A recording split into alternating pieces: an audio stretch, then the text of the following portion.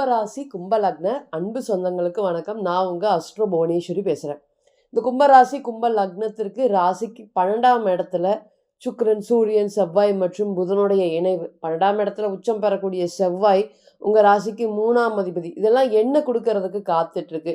இந்த கும்பராசி கும்ப லக்னத்தோட இன்னைக்கு சூழ்நிலை என்ன?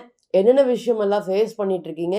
இந்த டிரான்சிட் அப்படிங்கிறது எப்படி வெளிக்காட்ட போகுது? என்ன மாதிரியான பாசிட்டிவ் மற்றும் நெகட்டிவ் விஷயத்த கொடுக்க போகுது?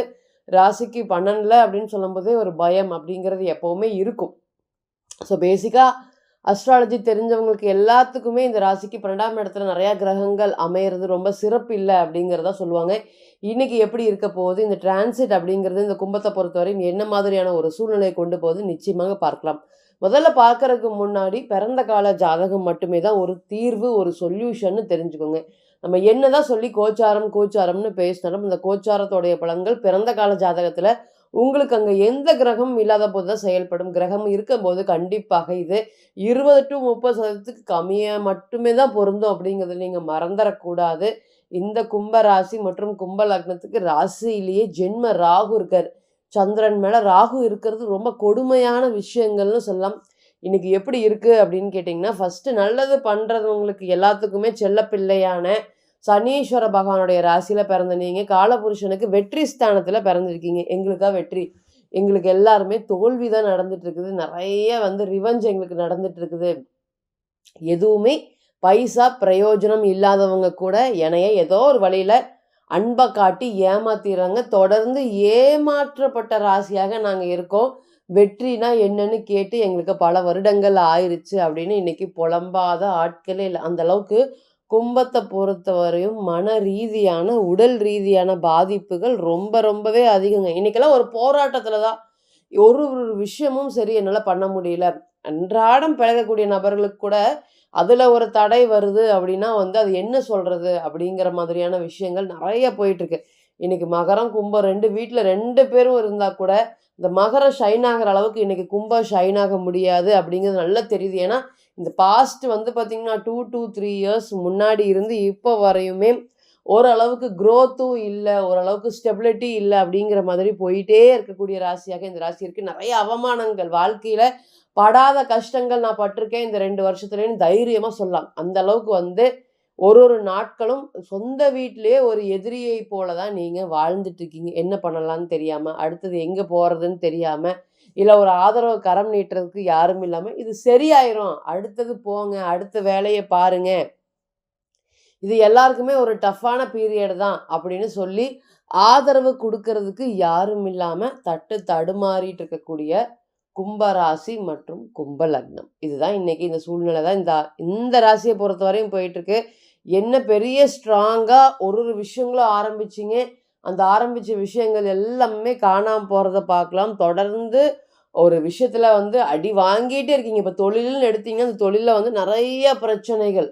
கிட்டத்தட்ட நம்ம ஒரு ஜாதகத்தை பார்க்கும்போது சொல்லிடணும், உங்களோட தொழில் ஸ்தானம் ரொம்ப சூப்பரா இருந்திருக்கு, ஆனா இப்ப சுமாரா இருக்குதுங்க, இது நீங்க ஸ்டாப் பண்ணியே ஆகணும், அப்படி இல்லைன்னா இன்னைக்கு நீ கொஞ்ச நாள் பிஸ்னஸை ஹோல்டு பண்ணணும் நீங்க அப்படின்னு சொல்லி அவர் சொன்னாரு.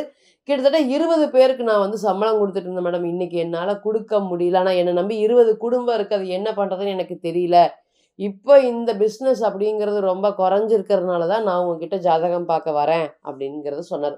அப்போ அவர் ஜாதகத்தை கிளியரா இண்டிகேட் பண்ணிச்சு. அவர் பிறந்த போதிலிருந்து இத்தனை பேருக்கு வேலை கொடுத்துருக்காரு. இப்படி ரொம்ப ஏன்னா ராசியாதிபதி லக்னாதிபதினு சொல்லக்கூடிய அவருக்கு வேற லக்னம், லக்னாதிபதினு சொல்லக்கூடிய கிரகம் ரொம்ப பலமா இருந்தது.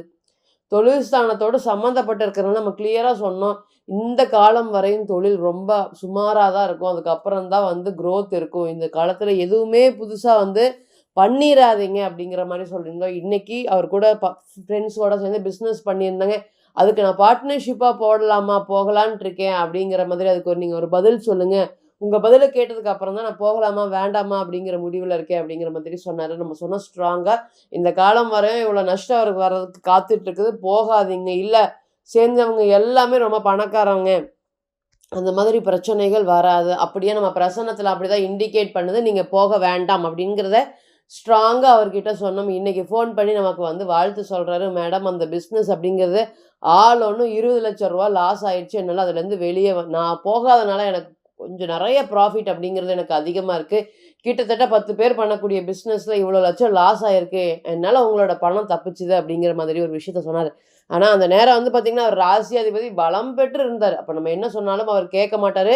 தைரியமா நீங்க கேட்க மாட்டீங்க. இருந்தாலும் நான் உங்கள ஸ்ட்ராங்கா சொல்றேன். நீங்க இதுக்கு போகக்கூடாது அப்படிங்கிறத நம்ம ஸ்ட்ராங்கா வெளிக்காட்டணும். இதுலருந்து என்ன தெரியுது அப்படின்னு கேட்டீங்கன்னா, ஏற்கனவே நடந்த பிரச்சனைகள்ல இனி நடக்கக்கூடிய பிரச்சனைகளையுமே நம்ம அஸ்ட்ராலஜில ஃபைண்ட் அவுட் பண்ண முடியும். நம்ம தனிப்பட்ட ஜாதகம் மட்டும் தான் ஒரு 100% ஒரு சொல்யூஷன குடுக்கும். எதெல்லாம் நம்ம செய்யலாம், எதெல்லாம் நம்ம செய்யக்கூடாது, எதை நோக்கி நம்ம ஓடலாம், எதையெல்லாம் நம்ம சார்ந்து இருக்கக்கூடாது. இதுக்கு எல்லாத்துக்குமே ஒரு கிளியர் கட் விஷனாக பிறந்த கால ஜாதகம் மட்டுமே தான் ஒரு சொல்யூஷன குடுக்கறதுக்கு காத்துட்டு இருக்கு அப்படிங்கிறத நீங்க மறந்துறக்கூடாது. தனிப்பட்ட ஜாதகம் மட்டுமே தான் 100% ஒரு தீர்வாகும். ராசிக்கு 12ஆம் இடத்துல நெறைய கிரகங்கள். முதல் நிம்மதியான தூக்கம் கும்பத்துக்கு போயி 1 1/2 வருடம் ஆயிருச்சு. ஜென்ம சனின்னு கூட சொல்லலாம். கிட்டத்தட்ட 4 வருஷம். அதுல இந்த 1 1/2 வருஷம் ரொம்ப கொடுமையான காலங்கள். தூக்கம் 1 அப்படிங்கிறது அத்தியாவசியமாக இல்லாம இருக்கு. எது நெனச்சாலும் கவலைப்பட்டுட்டு தூங்காம எல்லார்கிட்டயும் அடி வாங்குறது யாருன்னு கேட்டீங்கன்னா, இன்னைக்கு கும்பம் தான். எல்லாத்துக்கும் நல்லது பண்றேன். நான் எல்லார்கிட்டயும் அடி வாங்குறேன். எல்லாராலயும் ஒதுக்கப்படுறேன். எல்லாரும் நீ யாருன்னு கேட்குறாங்க நெறைய விஷயத்த வாங்கிட்டு. அதனால நிம்மதியாக ஒரு தூங்கி ரொம்ப நாட்கள் ஆச்சு. அது அப்படின்னு சொன்னாவே அது கும்பம் தான். தூங்கி ரொம்ப நாள் அப்படின்னாவே அது கும்பம் தான் இன்னைக்கு சூழ்நிலையில. நல்ல டாப் 5ல வர வேண்டிய ராசிங்க. இன்னைக்கு இந்த டிரான்சிட் அப்படிங்கிறது வந்து சற்றே ஒரு விஷயம் பாசிட்டிவா இல்லாதனால, அப்படியே பின்தங்கி இருக்கிற மாதிரி ஒரு சூழ்நிலை குடுக்குது. என்னதான் இருந்தாலும், இது வெற்றிக்கான ராசி, வெற்றிக்கு பிறந்த ராசி. அதனால வந்து வாழ்க்கையில எவ்வளோ கஷ்டப்பட்டாலும் நம்ம சொல்லலாம். குரு ராசிய பார்த்தாலும், லக்னத்த பார்த்தாலும் நிச்சயமாக குரோத் இருக்கு அப்படின்ன மாரி, இந்த ராசிய பிறந்த நபர்கள் அனைவருக்குமே வாழ்க்கையில குரோத் அப்படிங்கிறது நிச்சயமாக இருக்கு. அதனால பயப்படாதீங்க. ஃபர்ஸ்ட்டு பயத்த விட்டுருங்க. பயத்தினால நெறைய பிரச்சனைகள் நீங்க ஃபேஸ் பண்ணியிருக்கீங்க.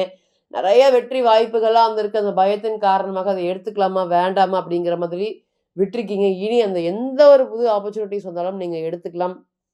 உடல் உபாதைகள் அப்படிங்கிறது கும்பத்த பொறுத்தவரையும் ரொம்பவே குறைவா இருக்குங்க.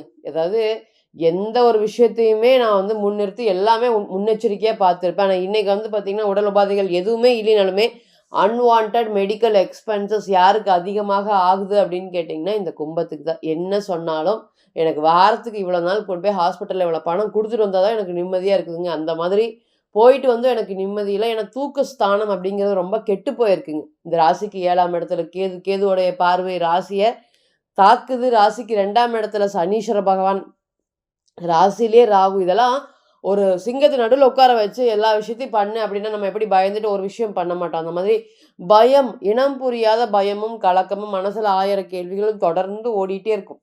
அதுக்கு எல்லாத்துக்குமே பிராயச்சித்தமாக இனி வரக்கூடிய காலங்கள் இருக்கும். இப்போ வரையும் வந்து குரு பார்வை இருக்கு. குரு வக்ரம் பெற்று பார்க்கறனால ஓரளவுக்கு தாங்கக்கூடிய சிச்சுவேஷன் இருக்கு. ஆனா, இந்த குரு டிரான்சிட் கடந்துச்சுன்னா, கும்பத்துக்கு கொஞ்சம் கஷ்டமானா, எஸ் நிச்சயமாக கஷ்டத்த வெளிப்படும். அதற்குள்ள ராகு 3/4 டிகிரிய கடந்துருவார். அதனால பயப்பட தேவையில்ல நீங்க. 2வது என்ன அப்படின்னு கேட்டீங்கன்னா, தொழில் ஸ்தானம். தொழில் மட்டும் நல்லா இருந்தா போதும். எங்களுக்கு வாழ்க்கையில அந்த தொழில வச்சு நாங்க பிழைச்சுக்குவோம் அப்படின்னு தொழில் சார்ந்து ஓடக்கூடிய நபர்கள் அனைவருக்குமே இனி தொழில் மூலமாக ஒரு வளர்ச்சி, இழந்த தொழிலை மீட்டெடுக்கக்கூடிய காலங்கள். எனக்கு ஒண்ணும் பண்ணல. எனக்கு ஒரு ஆதரவு இல்ல. அதனால தொழில நடத்த முடியல அப்படின்னு வருத்தப்பட்டுட்டு இருந்தவங்களுக்கும், இனி தொழில் சார்ந்த ஜெயம் அப்படிங்கிறது நிச்சயமாக கிடைக்கும். நெறைய விஷயங்கள் உங்கள விட்டு போயிருக்குங்க. சந்தோஷம், மன நிமழ்ச்சி, அதேபோல டெய்லியும் பண்ணிட்டு இருக்கக்கூடிய அன்றாடம் வேலை செய்யக்கூடிய ரொட்டீன் ஒர்க்கவே நீங்க மறந்து விட்டுர்றீங்க. அந்த அளவுக்கு உங்களுக்கு பர்டன் அப்படிங்கிறது இந்த கும்பத்த பொறுத்தவரையும் அதிகமா ஆயிருக்கு. இனி அது எல்லாமே மாறப்போது. வீடு சார்ந்த விஷயத்துல முயற்சி பண்ணிட்டு இருக்கேன் கடுமையா. வீடு வாங்குறதுக்கு நெறைய எஃபோர்ட்ஸ் போட்டுட்டு இருக்கேன். இந்த வீடு சார்ந்த பாதிப்புகள் எங்களுக்கு அதிகமா இருக்குன்னு சொல்லக்கூடிய கும்பத்த பொறுத்தவரையும், இனி வீடு சார்ந்து அனைத்து யோகங்களும் கிடைக்கும். அதேபோல வெளிநாடு சார்ந்து நான் முயற்சி பண்ணிட்டு இருக்கேன். வெளியூர் போயலான்ட்டு இருக்கேன். உங்க பக்கத்துல இருந்து என்னால இந்த ஜென்ம ராகு பீரியட கடக்கவே முடியலன்னு வருத்தப்பட்டவங்கள் மட்டும் தான் 1000 பேர். அதுல நெறைய விஷயங்கள் நடந்திருக்கான்னு கேட்டீங்கன்னா, எஸ். கூட்டாளியோட மனக்கசப்புகள், செஞ்சுட்டு இருக்கக்கூடிய வேலையில வந்து தடுமாற்றம், செய்ய முடியல. மனைவியுடன் ஒரு நட்புறவு அப்படிங்கிறது இல்லாம தொடர்ந்து குடும்பத்துல பிரச்சனைகள் ஆயிட்டே இருக்கு. இந்த மாதிரி சொல்லி நெறைய விஷயங்கள் இன்னும் சொல்ல வேண்டியது இருக்கு. இந்த கும்பத்த பொறுத்தவரையும் அந்த அளவுக்கு பிரச்சனைகள் வெளிய சொன்னா, என்னுடைய குடும்ப பிரச்சனை 4 பேருக்கு தெரிஞ்சிரும்னு நான் மனச கஷ்டப்படுத்திட்டு அப்படியே வச்சுட்டு இருக்கேன் அப்படின்னு சொல்லாத ஆட்களே இல்ல. அந்த அளவுக்கு இருந்த பாதிப்புகள்லாம் இனி படிப்படியாக குறையும். குடும்ப ஒற்றுமை அப்படிங்கிறது மேலோங்கும். நெறைய நோய்களுக்கு தீர்வு காணக்கூடிய சூழ்நிலைகள், தொழில் நஷ்டத்துல வந்து பார்த்தீங்கன்னா, சரியாகக்கூடிய காம்பினேஷன் எல்லாமே இருக்கு. பிரசித்தி பெற்ற ஆலயத்துக்கு வழிபாடுக்கும் ஸ்ட்ராங்கான பிரேயர்ஸ் பண்ணுனா தான் இந்த கும்பம் இந்த மன அழுத்தத்திலேருந்து தப்பிக்க முடியும். அதனால நிச்சயமாக இந்த கணவன் மனைவி பிரச்சனைகள் எல்லாமே படிப்படியாக இனி வரக்கூடிய காலங்கள்ல குறையும் அப்படிங்கிறது எந்த ஒரு மாற்று கருத்துமே இல்ல. நம்ம முன்ன சொன்ன மாதிரி இந்த கோச்சாரம் அப்படிங்கிறது தற்காலிகமானதுதான். பிறந்த கால ஜாதகம் தான் நிரந்தரமானது. ஸோ தனிப்பட்ட ஜாதகம் மட்டுமே தான் 100% பிரதிபலிக்கும் அப்படிங்கிறத மறந்துடக்கூடாது நீங்க. தனிப்பட்ட ஜாதகத்தை நீங்க ஆலோசனை பண்ண விருப்பப்பட்டீங்கன்னா, கீழ இருக்கக்கூடிய நம்பருக்கு கான்டாக்ட் பண்ணுங்க. நான் வணங்கக்கூடிய நரசிம்மர் உங்க எல்லோருக்குமே நல்ல வளமான வாழ்க்கையை ஏற்படுத்தி தர நான் நிச்சயமா பிரார்த்தனை பண்ணிக்கிறேன். மீண்டும் ஒரு பதிவில் உங்களெல்லாம் சந்திக்கும் வரை உங்களிடமிருந்து விடை பெறுவது உங்கள் அஸ்ட்ரோ புவனேஸ்வரி. நன்றி, வணக்கம்.